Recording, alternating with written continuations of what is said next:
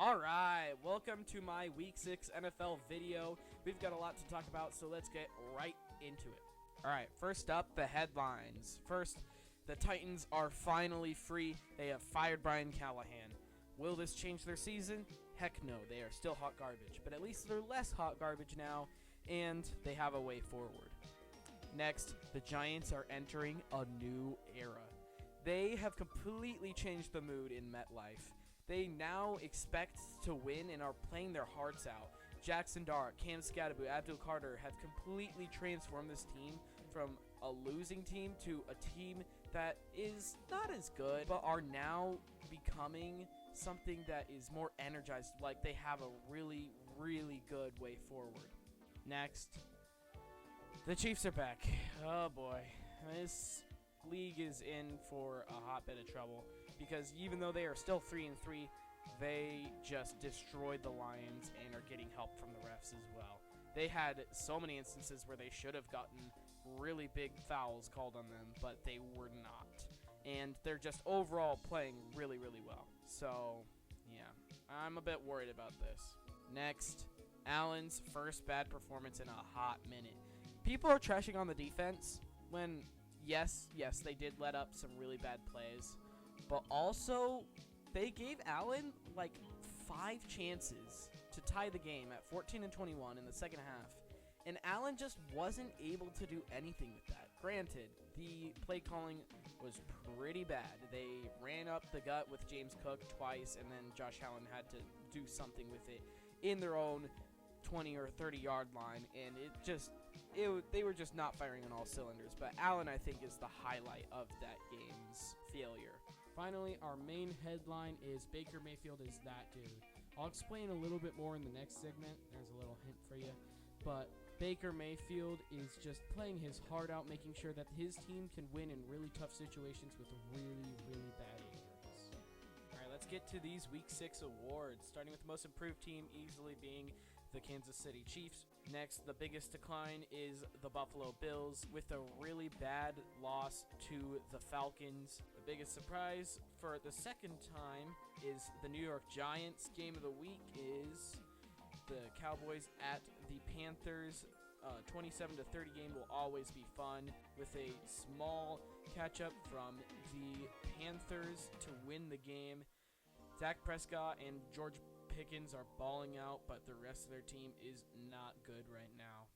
Snoozer of the week was easily the Broncos versus the Jets. This might be one of the worst games of the entire season thus far, with literally negative passing yards if you include the sacks from the Jets. And yeah, 13-11 should never be seen on a football scorecard ever. MVP for the second week in a row is Baker Mayfield. Again, he's finding ways to win, and this time he did it without his top 3 wide receivers and 3 of his top 5 offensive linemen.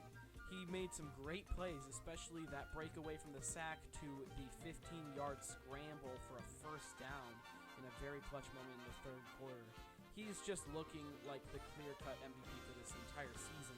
Clutch player of the week is easily Justin Herbert with that big throw at the end to put them close to field goal range and win this game by 2 points as the time expired. And he's playing really well and making sure that his team has an opportunity even if they don't take it. Surprise player of the week is Jacoby Brissett because he operated this offense better than Kyler Murray did this whole season. 327 yards is really good, and Kyler Murray has not hit that mark in a long, long time.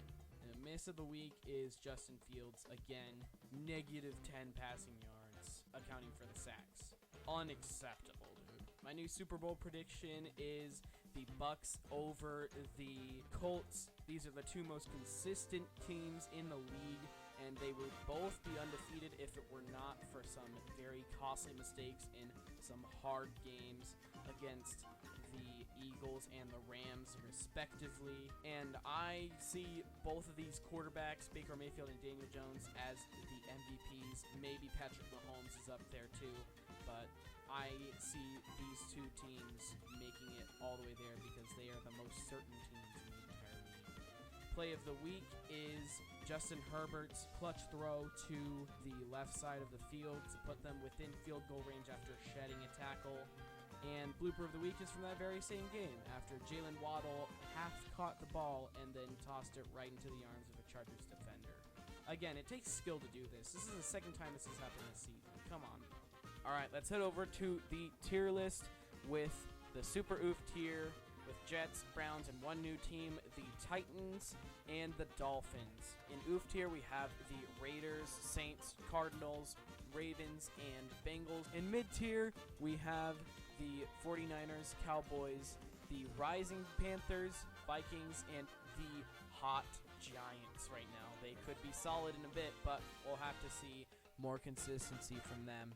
In solid tier, we have only 4 teams, with the dropping Texans, the rising Falcons, the cold Commanders, and the Bears. In powerhouse tier, we have a whopping 8 teams, the Broncos, Jaguars, the hot Patriots, cold Eagles, cold Bills, rising Steelers, the Chargers, and the falling Rams. In juggernaut tier, we have 6 teams with the rising Seahawks, the Packers, the Lions, the hot Chiefs, the Colts, and finally the Buccaneers at number 1. Now for my schedule predictions, let's get the easy games out of the way. Steelers, Bears, and Packers are the only teams I see getting a really good win here. The rest of the games should be pretty close. The international game, I'm going to take the Jaguars. They are pretty strong internationally, and I like their chances against an injured Rams offense. In the Sunday early window, let's start with Dolphins-Browns. This is going to be a really bad game, but I do think the home team in the Browns will be able to pull it off, finally get their second win of the season. Next, Patriots, I feel like should get a pretty good win over the Titans. The Titans could pull it off with some newfound hope after getting Brian Callahan fired, but I don't expect it. Next, the Chiefs should definitely get a win here over the Raiders at home. The Eagles have been pretty inconsistent and have completely lost all their momentum, so I will take the Vikings. The Panthers are starting to rise up, and I see them getting their first winning record in a long time. The Sunday late games, we will start with Giants at Broncos.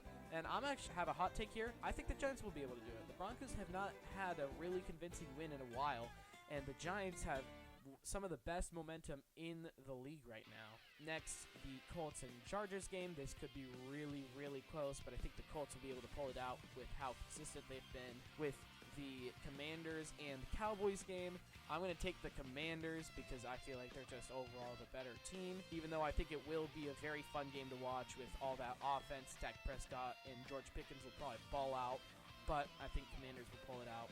Sunday night game, this will be very interesting, but with all the injuries that the 49ers have had, I'm going to take the Falcons here. On Monday night, I'm going to take the Buccaneers to win over the Lions. Again, way more consistent and have been beating teams more convincingly, at least in the end. And finally, the last Monday night game, I will take the Seahawks.